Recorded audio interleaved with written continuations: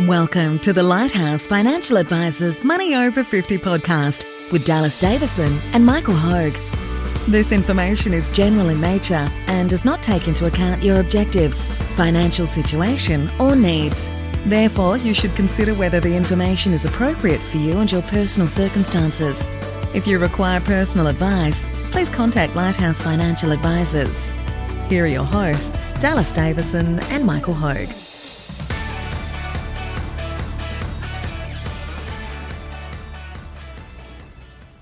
Welcome to our second instalment of our mini-series on frequently asked questions.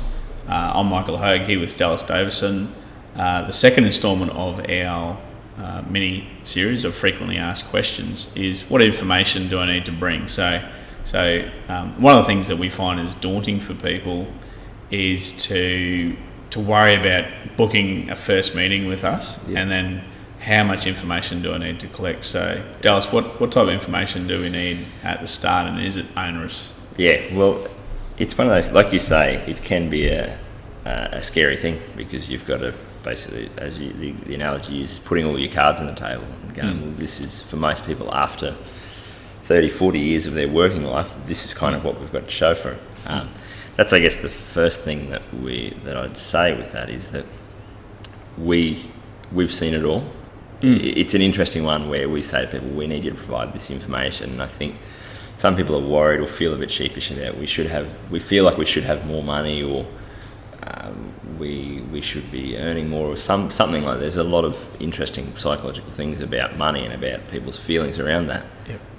We don't care. It's a bit like getting naked in front of your doctor. Yes. Is that we do this for a job day in, day out. Whatever situation you're in, you probably think that you're the only person in the world. We've seen it all. We've seen every variation of what the situation people can be in. It's a good analogy. It is a little bit like getting naked in front of your doctor, because you are laying your finances out on the table. Yeah. And we need to have a look, Yeah. like an in-depth look at all of that. Yeah. And certainly, I mean, we're very particular here. Look, I drive past other financial advisors' offices and I see dark tinted windows, and it looks really, really daunting. You think there's going to be oak tables in there, and like we've intentionally had, for example, no tinting on the windows. We want people to be able to see into our office. Everything's transparent. Yeah. I'm waffling on here. No, I think it's a good point, that, because, like you say, if you go to see a doctor or see a professional and they ask for your medical history or ask you to get naked or some variation of that, you sort of know instinctively that, well, they don't care. There's nothing untoward going on. They need that information to be able to do their job, and that's, like I say, a lot. So some of the information that we ask for in that first appointment is around, your assets and liabilities, how much you have, how much you owe, and whereabouts those different assets and liabilities are held, through what ownership structure, whether it's money in superannuation, all the rest of it, all that kind of thing. Yep. So it seems like it could probably seem like a lot where you go, I just want to have a bit of a conversation with someone about it, and we do ask for a little bit of information at the first point. We try to make that as easy as possible, so we don't need to know exact dollar amounts. It's more around us roughly getting a picture of where you are, and then the second part of, I would say, the information that we ask for is, this can sometimes be harder for people, because it's questions around where is it that you want to end up. So you say to someone, what do you owe, what do you own right now? They can sort of answer that normally off the top of their head to some degree. When you then ask a couple, where do you want to be in 10 years' time?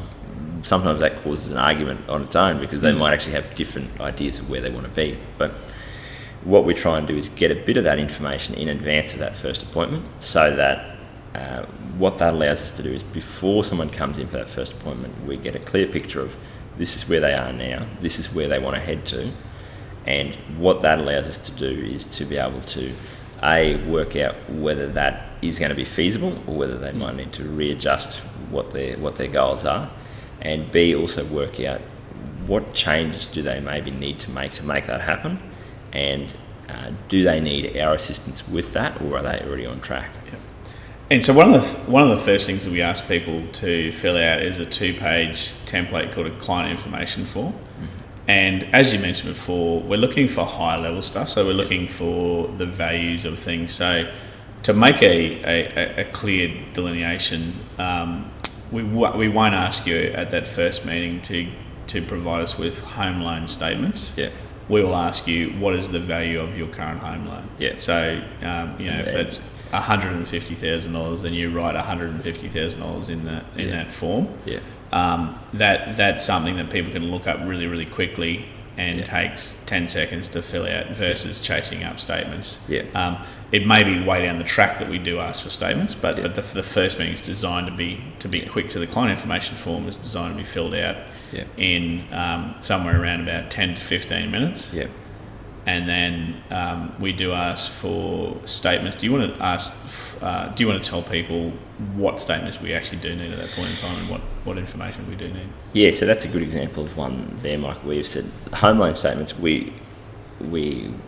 It's ideal for us to have to know in that first appointment roughly how much your home loan is, just so that we can calculate where is that going to put you on track forward down the track.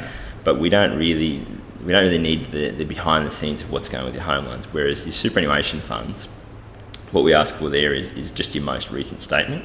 And for most people, what they tend to actually do is they put in roughly the current balance of their superannuation, and then if you said, what's your most recent statement, they might not be able to get their hands on it, and they dig one out from 6 months ago or a year ago.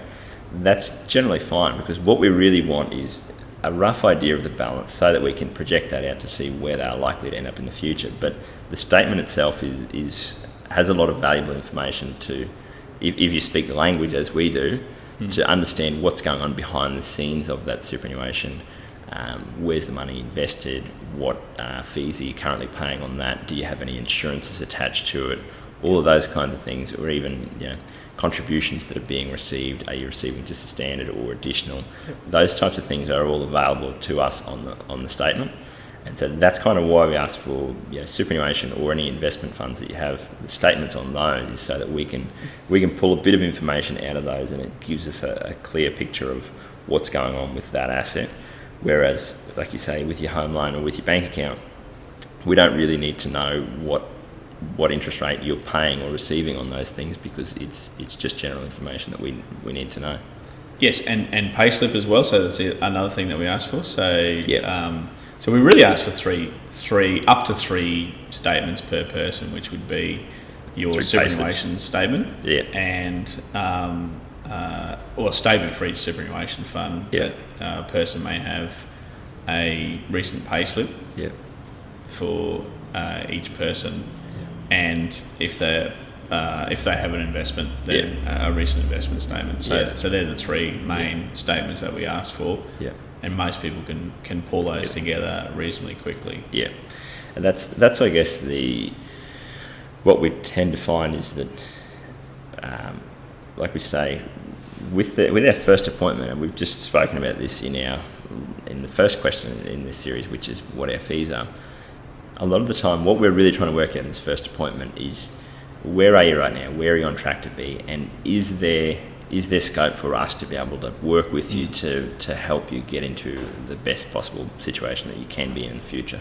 So all the information that we ask in these early days is really geared around getting a clear picture of what's happening now and where could we add some value. And like we spoke about that at length, is that there are kind of two things that we want to work out. Is that, over the long term, are you going to be able to achieve your goals, and what changes can we make that will make a big impact over the next 10 years, for example.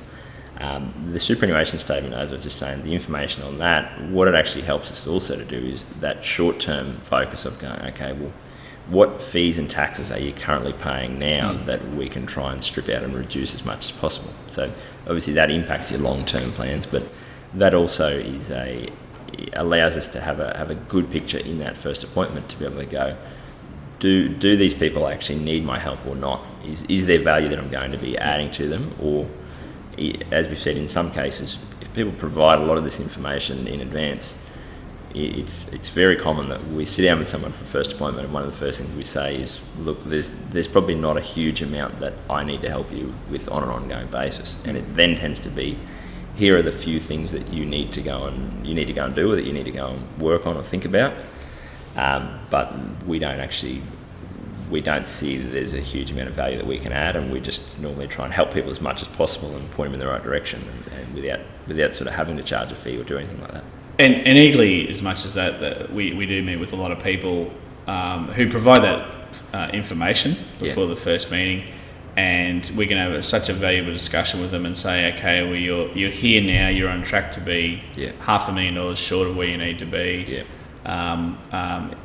You're leaving $7,000 or $8,000 or $9,000 or $10,000 of tax savings on the table right now that we could pick up and put in your pocket or put in your superannuation fund.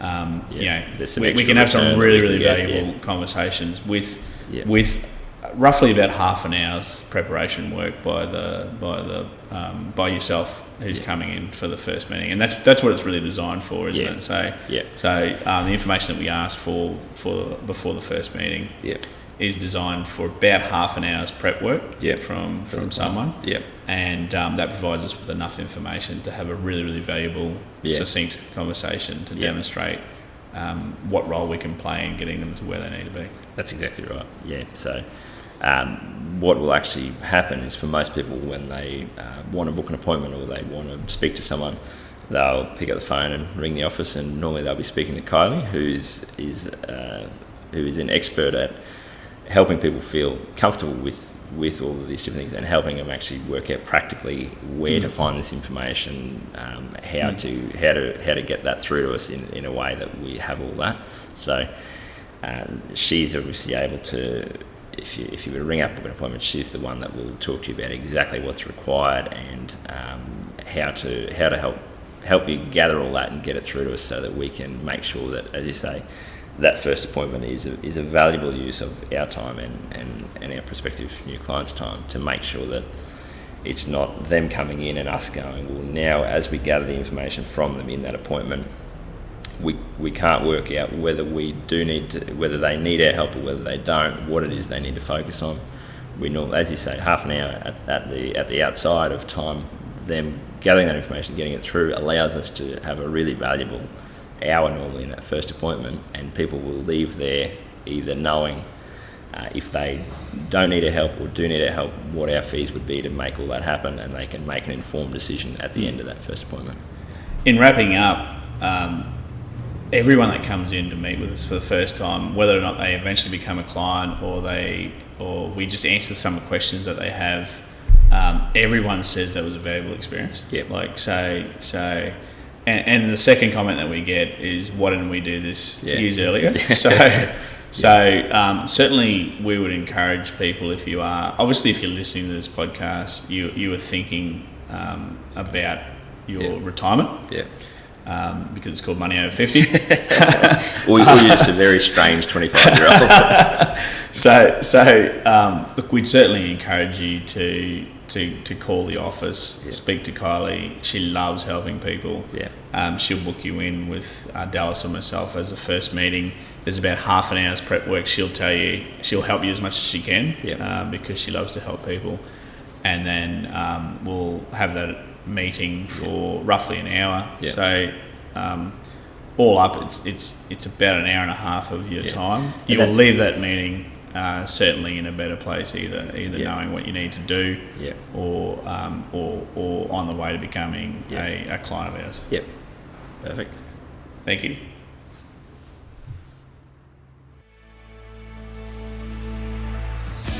Thank you for listening to the Money Over 50 podcast with Lighthouse Financial Advisors. We look forward to catching up again soon.